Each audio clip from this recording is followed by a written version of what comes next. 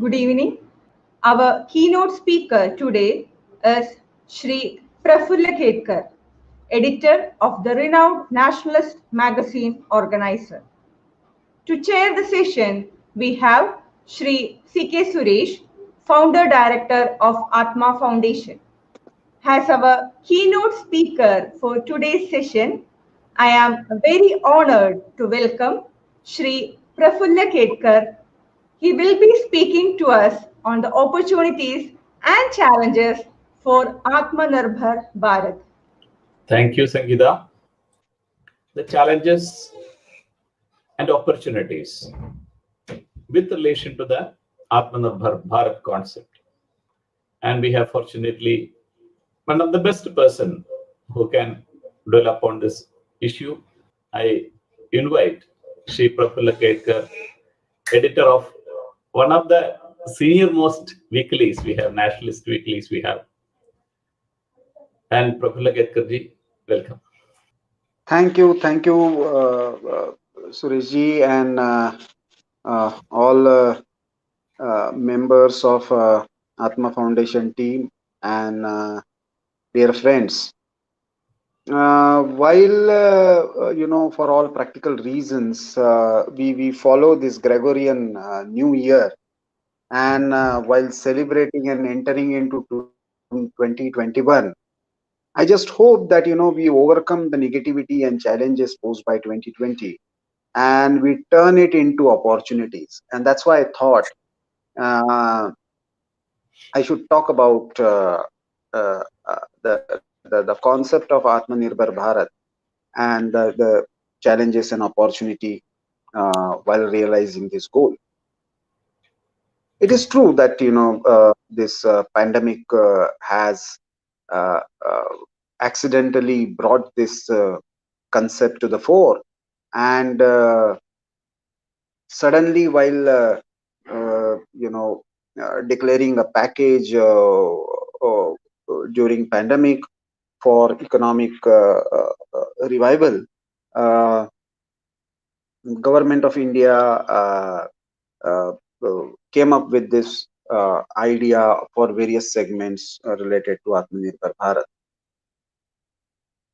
But I personally feel that if not today, tomorrow, due to some other reason, this idea would have come forward.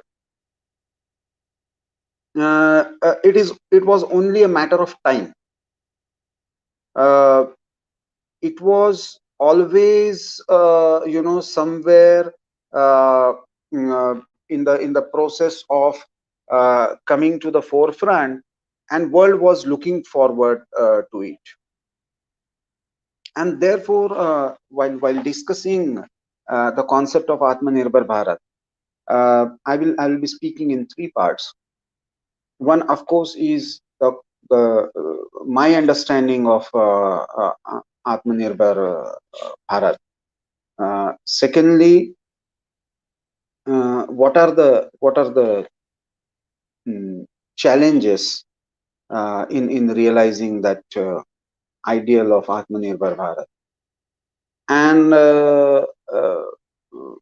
lastly, what can be, how we can turn those challenges into opportunities. Many people think that is Atmanirbhar Bharat really just to do with the economic self-reliance? Is Atmanirbhar Bharat just mean India becomes a superpower? Does Atmanirbhar Bharat mean we face the challenges posed by Pakistan and China together? Or is it something beyond that? That is the obvious question many people, especially the youth, they ask me.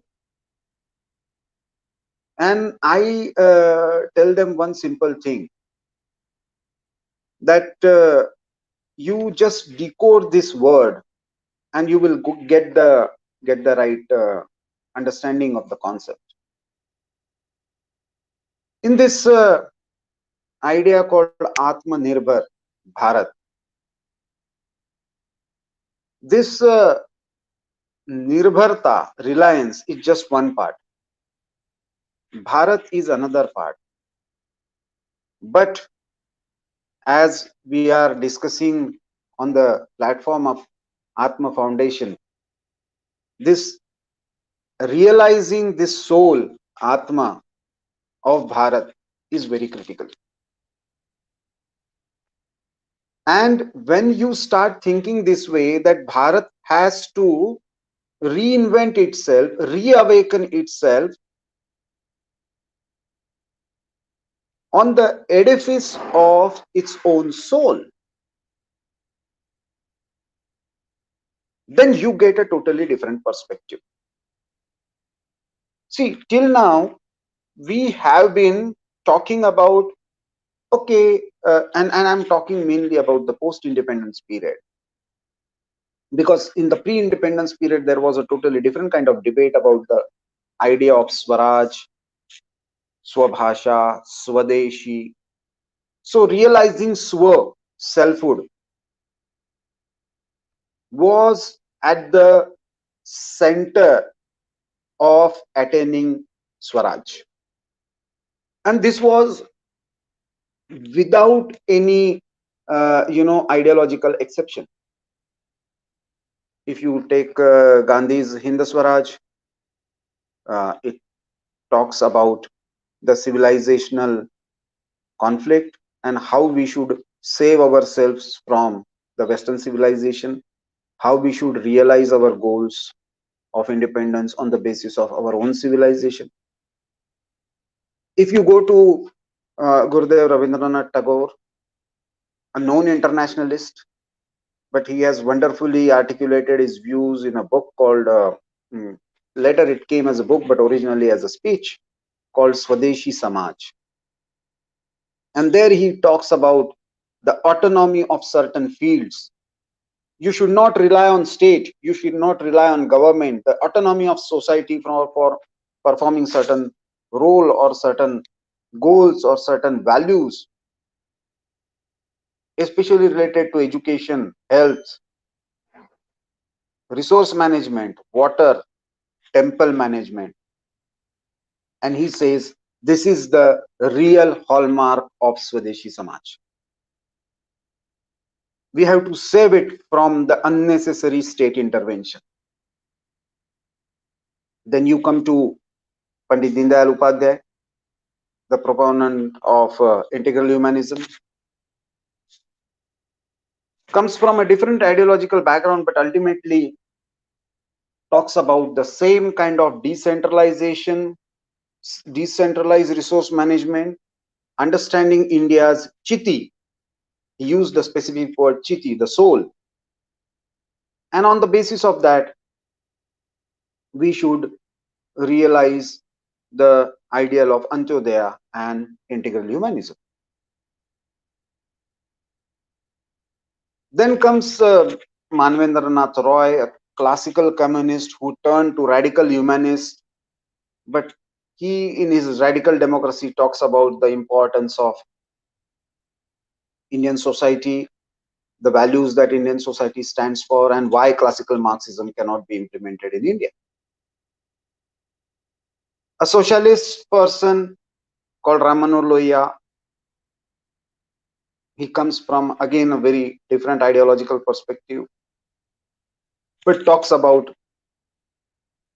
readjusting, reinventing socialism in the Indian context. Why does it happen? And why we could not follow the path of these great thinkers coming from different ideology, but almost suggesting the same remedy? Primarily because in the post-independent period, we got the political independence, but in terms of structures and in terms of ideas, Professor Mukherjee, father of Shama Prasad Mukherjee, he had articulated one important concept called Swaraj in ideas,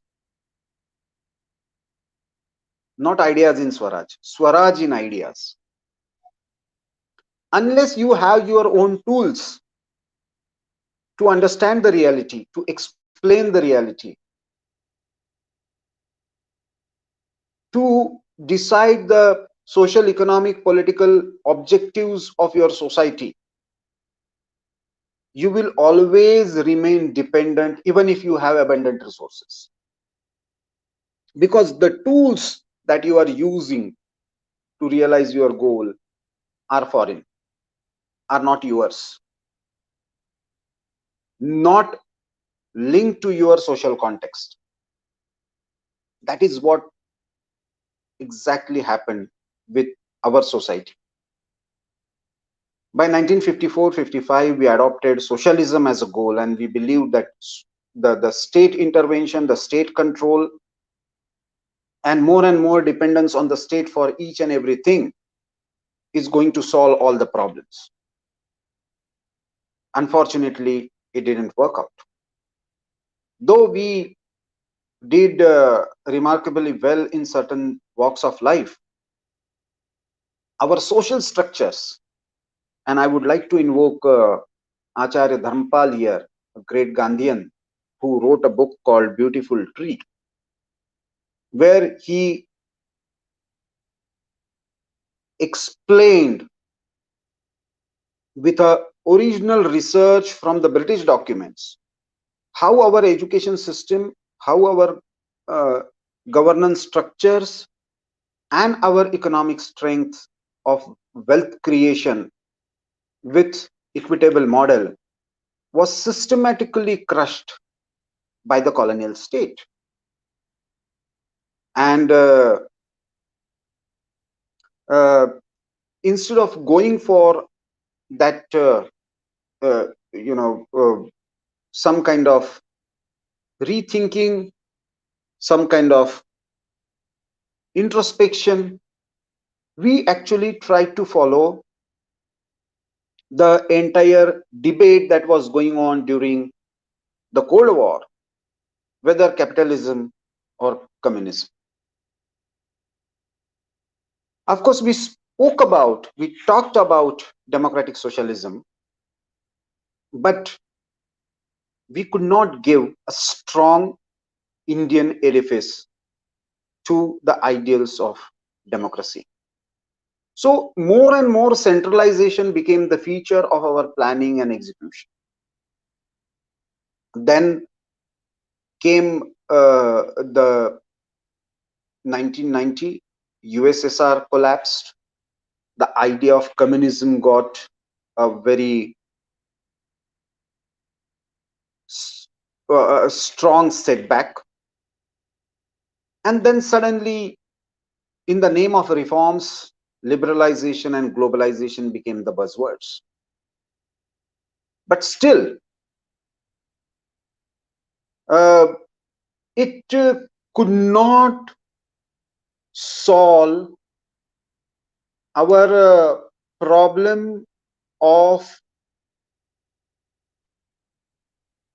creating resources for the Indian society on the basis of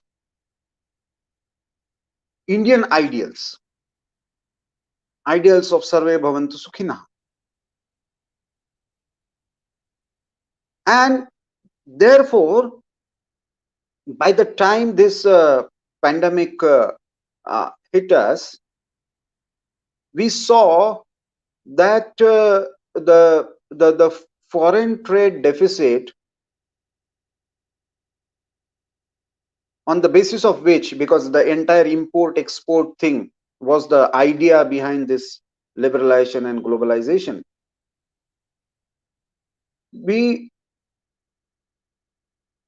still reached around $184 billion of deficit in our trade.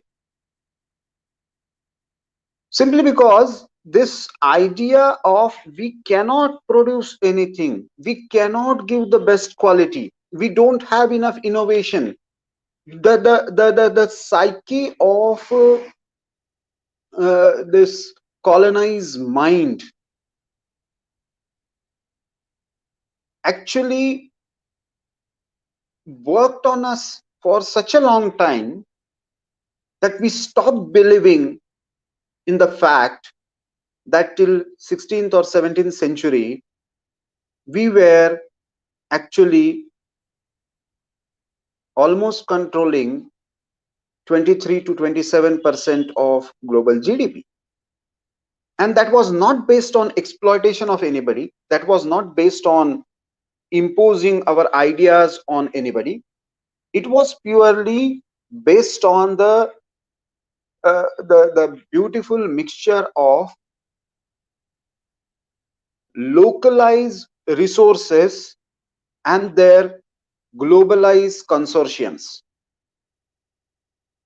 It was not multinational corporations, but there were many layers which created more and more employability and wealth creation models for different countries, for different areas. So when somebody start talking about being vocal for local, it is not merely a slogan. It is not merely an idea of promoting Swadeshi or it is something more than that. Some people try to create an impression when especially the idea of Swadeshi is talked about. Some present it in a very negative term, as if it is just to do with boycotting something. Boycott foreign goods, boycott Chinese good, boycott this. No, sorry. It is simply means we have to give a level playing field to our own industries, our own local products. And if you take just numbers between 2017 18 and 18 19, our steel imports from China has decreased by 18%.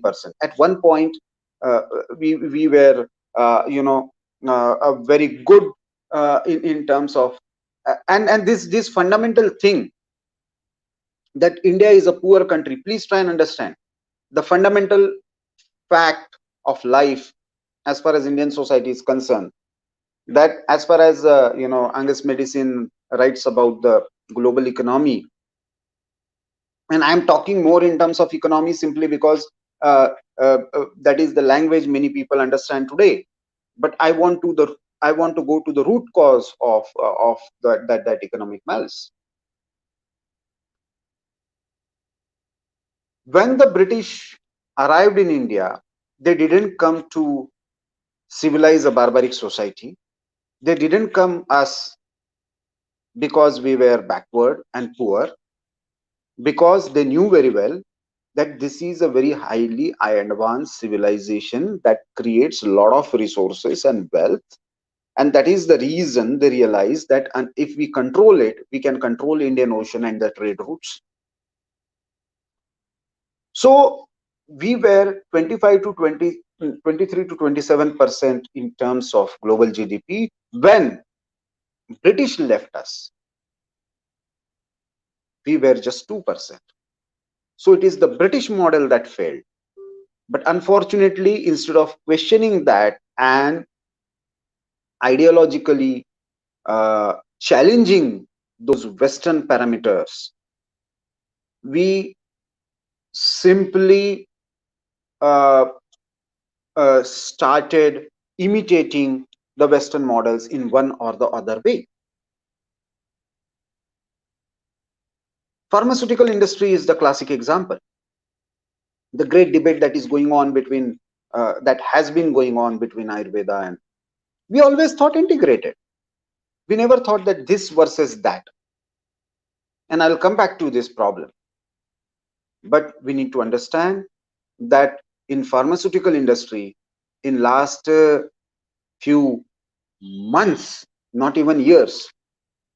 We have made a very, very giant leap, very big leap. And when many people were saying that Indian pharma industry will collapse, and what will happen to our and by the within 3 to 4 months we were supplying our pharma, and without any intent of profiteering. So there is a lot of scope, because when it comes to trade deficit, just take example of China. From $63 billion in 2017-18, we have brought it down to around $48 billion, and many people believe that by post pandemic it has come down up to 36-37 billion dollars. So if we decide, we can do that. But as I said, Atmanirbhar Bharat is not just about reducing dependence on other countries or boycotting China because it is a strategic enemy.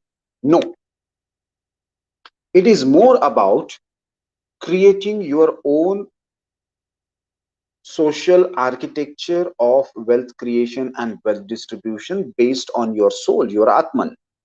What is that Atman? The biggest challenge is that in most of the policy making circles, and especially the English speaking community, we don't understand the idea of the idea of Bharat. The idea of Bharat, and I usually ask, especially the youth, this fundamental question. You see, wherever these European colonizers went, whether they went to America, Australia, Latin America, Africa, wherever they went, all those local cultures and civilizations are in museum now. They have reduced the local identities to such an extent that whether Incas or Red Indians or American Australian tribes, none of them even could survive the onslaught of colonizers. It is not the thing that whether the Portuguese or British or French didn't try the same trick with India or Indian society. But there was something special. There was something different in Indian society, and in many of the British scholars themselves have written about this. And I would request you, the two monumental works. Many of us know about Macaulay, but more than Macaulay, it was his brother-in-law called Charles Trevelyan, who has written this book called English Education in India in 1828. But by 1853, the same Trevelyan speaks in the Parliament of Britain in front of a select committee, and he gives justification for the higher education, investing in higher education of India. And when he is asked, earlier you were talking about, just the school education, and you said if we have just few thousand people uh, who have completed their matriculation, it would be good enough to rule all Indians, because ultimately these will be the people who will be taking our agenda forward. And Trevelyan says, no, this is a very strange society. They come to our schools, they do sing whatever we make them sing. They learn what we teach them, but we don't know what happens once they go back home, and their grandparents, their parents, and all their family members. What they do we really don't know. But whatever we have taught them is completely vanished. Uh, so many many people you know uh, do not understand this fact. Why does uh, people like Charles Trevelyan speak like this? And the simple reason is they studied Indian society very deeply over the period of time. Their travelers, their gazetteers, they recorded certain things, and we still have a lot of scope to explore that, to learn something from what was existing when they arrived. It may not be necessary, and it is not at all necessary that we should go back to the same system, but we can certainly learn from that system. uh, uh, that system uh, can certainly uh, help us to understand the idea of Bharat. And I feel that the answer lies in realizing that uh, idea of Bharat. Uh, that is the key for Atmanirbhar Bharat. So, as I said, the first challenge is to overcome this ideological, intellectual, colonized process. And at policy level, we haven't done enough to overcome those challenges in the last 70 years. But besides that, uh, there is one more problem in our academics and the intellectual field, because ultimately that is the leadership that guides the society. For us, Mill, Marx, Macaulay, Max Weber, these 4 5 AMs are reference points, uh, and because of those reference points, we completely fail to uh, reinvent ourselves on new edifice that is old enough, that is somewhere surviving in our veins.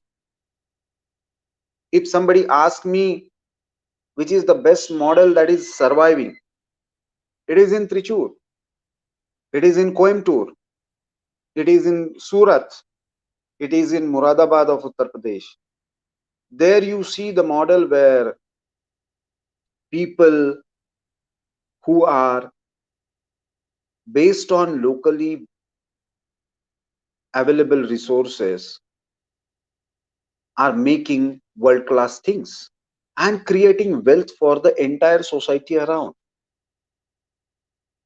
The Swadeshi models that are existing, the model that is based on the Indian values,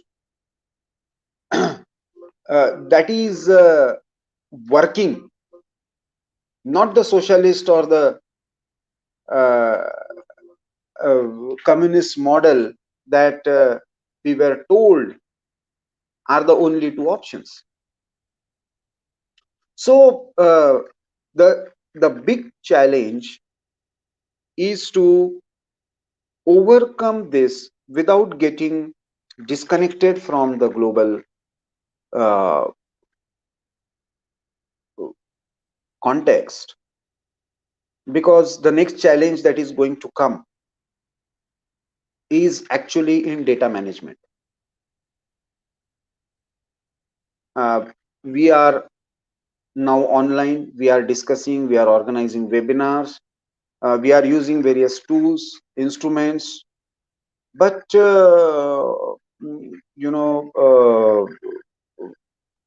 soon we will realize that the biggest challenge is going to be in data management. And we already realize that, because data is going to be the new oil, new currency. And if somebody is controlling your data, forget about being Atmanirbhar. You will, even at the unconscious level, you will not know who is controlling your behavior. Your democracy will be dictated, your political behavior, your opinion, everything will be guided through data management. And that is going to be a very, very dangerous scenario, because when it comes to artificial intelligence, when it comes to managing this data, uh, the new Cold War has already started between China and the US, and we never know how we really don't know how it is going to unfold. I'm sure, whether uh, Trump or no Trump, it is not going to change much in terms of the contours. But uh, you know, mm, uh, this is certainly, and our education system has crushed our creativity such an extent. And as Swami Vivekananda says, a negative education, or any training that is based on negation, is worse than death. Problem is, our entire conceptualization of education is negation.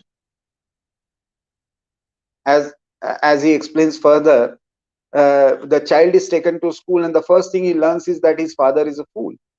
The second thing is his grandfather is lunatic. The third thing, that all his teachers are hypocrites. The fourth, that all the sacred books are lies. Whatever you have is mythology, and you don't have any history. So where will he get that confidence from? Fortunately, now turning to opportunities, this challenge of pandemic has thrown us new opportunities. Look at the way most of our garment industry has reinvented itself, the textile and the khadi industry, and they got into the mask making and the PPE kits, and the kind of material they have used. It is unbelievable, unbelievable. Even for that matter, if you go to the most of the uh, units that are used in ICUs and CCUs, critical care units of hospitals, now most of those were used to be uh, just uh, either imported, or some houses that industries that were exporting it. Now somebody took an initiative, gave a call to that person. That person provided the basic idea and technology for Indian industries, and within few months we have started producing our own ICU units at much cheaper rate. So turning challenges into opportunities is a great strength of our society. We have to reinvent ourselves for the future of Bharat, not just for ourselves.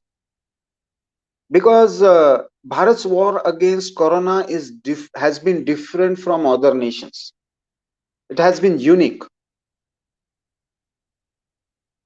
I have seen this because I was there at many places on the ground, where social organizations came forward on their own, and without any administrative or state support, took out massive activities, rightly starting from the providing food or basic requirements during the lockdown, to even assisting the medical professionals, the hospitals, or that clearly shows our inherent strength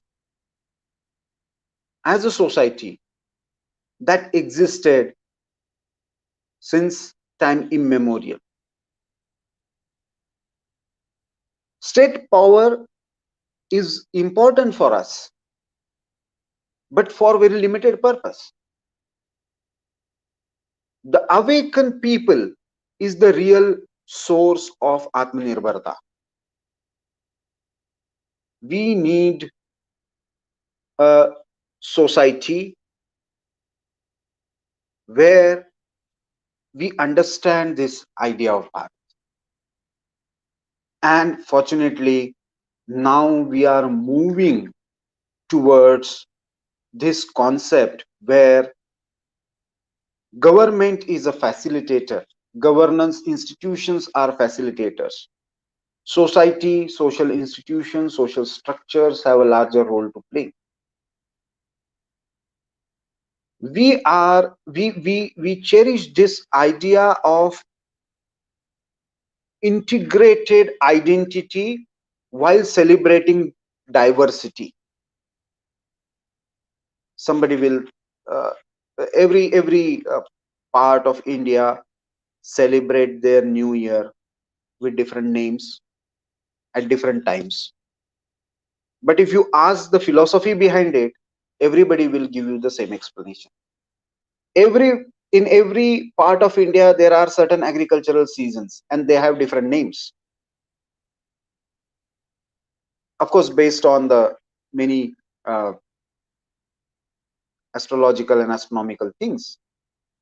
But if you ask the philosophy behind it, even the uneducated person will give you the same explanation. I am the constituent of the society and have an inexpressible connection with my society, and this society resides from Himalaya to Indian Ocean, has been the conception that has allowed us to search within, and that search has fortunately already started. The Of course we need to overcome the intellectual challenges, the colonial mindset related challenges, the state institution itself, that what we have evolved is in a different mindset. So that is another problem, and therefore uh, this pandemic has given us that opportunity to realize our internal strength. So if you are seeing in technology, whether you are seeing in industry, whether you are seeing in pharmaceutical, whether you are seeing in very much in agriculture and agro processing, we have made tremendous efforts in last few months, where we are trying to peep within. The idea of dharma that holds us together is coming back to us. The differences, the diversity which we started considering as differences, is again being celebrated. The invincible we, the collective whole, while maintaining our individuality, our unique identities, our unique festivals, our unique dressing, food habits, culture, that is being reinvented. And if you look at the younger generation,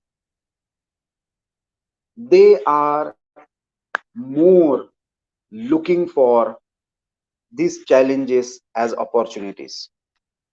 There are many people who used this entire period to learn new things, to innovatively use technology for the larger social purpose. I've done one story on a very poor uh, vegetable vendor in Odisha who used to distribute her vegetable after 6 o'clock among the uh, slum dwellers who did not have direct access to the technological apps or other methods of acquiring their daily necessities. Nobody told her, but she did that because that idea of, and everybody in some or the other way experience this change. We started spending more time with our family. We started uh, giving more time for ourselves, our inherent strengths, our creativity, and that's how we can turn this challenge into real opportunity. I see Atmanirbharta is coming from individual to collective level and to the national level in a spiral way, not exclusive way. And this spirit of weaving the society together is the real concept of Atmanirbharta. I think we are slowly but steadily moving in that direction. And that is the need of the hour, not just for ourselves, as I said. It is a need for the entire humanity because people are looking for different models. And people are expecting that India can give that different model. And therefore, it is our responsibility to internalize this concept of Atmanirbharta in our day to day life. Look around us, look our inherent strengths, and let us see how we can work on them for ourselves, for our families, for our society around, and for our nation and for the entire humanity.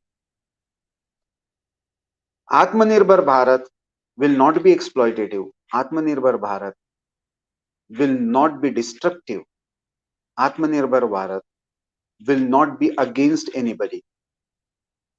It will stand in on its own feet for the good of all. That is the idea of Atmanirbharta that we need to penetrate slowly and surely. I believe that the next generation is ready to absorb because they are not carrying any baggage of either capitalism or communism.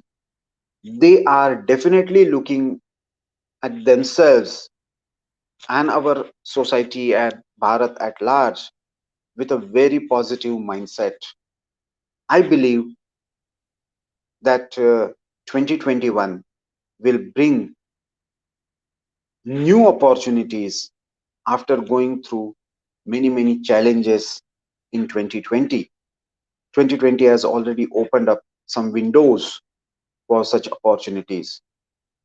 I call upon everyone who is part of this discussion and this series that let us start with ourselves and our family. Let us start practicing very small things towards Atmanirbharta in our life and help others around us to use values, resources, and the integrated approach towards life. We don't see in you know uh, binaries. For us, it is not this versus that. For Bharat means this and that can be together. We are not exclusivist. We are not negativist.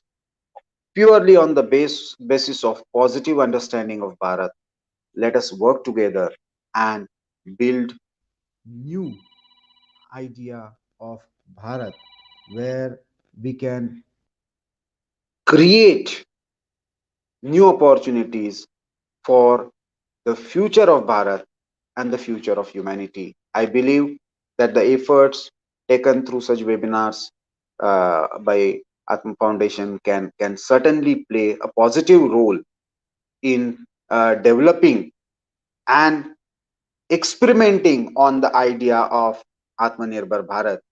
And let us wish that together we will realize this goal step by step, not through revolutionary means, but purely Bharatiya way, and make Atmanirbhar Bharat a reality in real sense in our lifetime. If we start with ourselves, we can surely make it for nation. Thank you. Thanks a lot for giving me this opportunity to share my ideas. Thank you, Suresh. Thank you, Shri Prafulla Ketkar ji, for your very insightful session. Thank you, Parvati and Ketkarji. That was really a thought-provoking session. The Britishers came to India only because of India was rich and was active. Otherwise, they wouldn't have come. But we have forgotten that through our education system. Now, the question is, isn't basic research a key to being truly Atmanirbhar? Common man should be able to access the benefits of research and development. Is this really happening in our country? You're absolutely right, Surejji, that not just fundamental research, but even approach towards research is very critical. What are you researching for? There was a very industrious person in the US, and uh, he made a very popular T-shirt. He did very good innovation. He was involved in some associated with some arms industry also. Taking a clue from that, with various weapons, he started making T-shirts, and they became popular as gun T-shirts in the US in 1990s. A very innovative person, very creative person, simultaneously dealing in weapon industry and garment industry is unthinkable. And this T-shirt sell suddenly uh, started hitting the roof, and the uh, uh, huge profits were amassed. American society, some few individuals were really concerned with this, and uh, they went to him, and they gave him a call, saying that you are already in weapon industry, but to make your weapons popular, anyway you export them. You need not make such, because it is reaching to our houses. Our kids are becoming violent, and we know what is the status of gun culture even now in the US. He said, but uh, teaching, I'm not in a business of teaching values. I'm in a business of making things. And there are people who are working in my labs who can make me give me different options to make profit. So I'm in the business of something different. But the pressure was created from below in such a way that people started boycotting his all products, all range of products, because uh, he said, look, I'm here in the business of making money, not morality. And eventually people started when people started boycotting, and his business of making money got the fundamental blow. He had to change his way. The problem is the way we approach our education and research. We can always say, as one of the famous artists who made uh, uh, uh, paintings, pictures for our Constitution of India.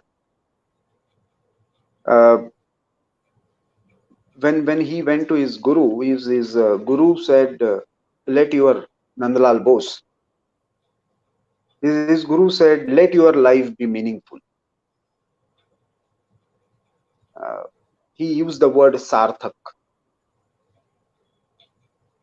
and he said, "Guruji, everybody says Yashasvi Bhava, the success." So he said, that is the difference. You are the person with a potential who can make the life meaningful. Now, research and education has to be towards meaningful life. Of course, success can be a side part of it. So approaching towards that research is a fundamental problem. Investment is just one part of it. If the approach is right, investment will come. It has come. We have seen that. During Corona pandemic itself, we have seen that people invested rightfully in right things if somebody is doing something great, something out of the box. But you are absolutely right. We need to change approach towards, we need to understand that fundamental science, fundamental social values should be the focus areas of research, because they will bring out the new tools for the future technology, and they will bring out the solutions for the next generation. But that approach has to be developed systematically. To conclude with the final question, as you said, Atmanirbhar Bharat is a culture, and we have to have an approach, strategy, and philosophy behind it. Will the new education policy be in this direction? Will that help Atmanirbhar Bharat among our new generation? It is certainly, at least in terms of framework and indications and the policy objectives that it has foreseen, it is certainly showing those indications. But it is not enough to have that in terms of framework, because ultimately implementing that in true spirit is a real challenge.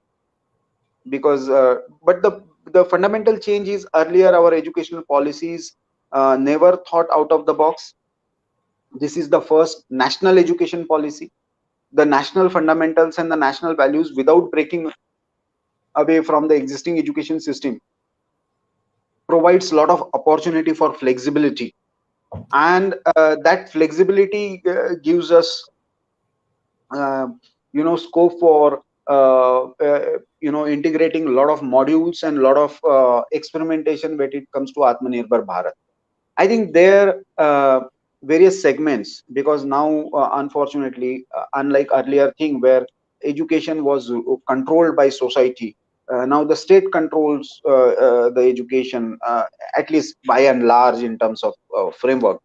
Here, first time the state is saying, or the government is saying, that we are just giving a framework. You have your own autonomy to devise your own courses, your own curriculum, you can have flexibility in choosing your courses. I think this is a very, very positive development. And eventually, as I started discussing from when we began this session, education holds the key.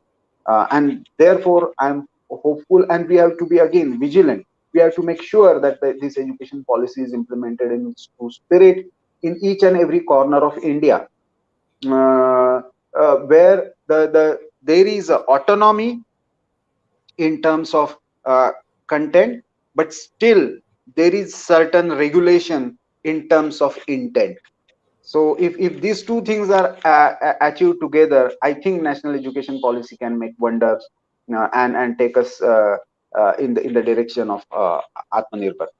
So thanks a lot, Prafulla Ketkar ji, for Thank taking out your time from the busy schedule that you are in. Thank you very much.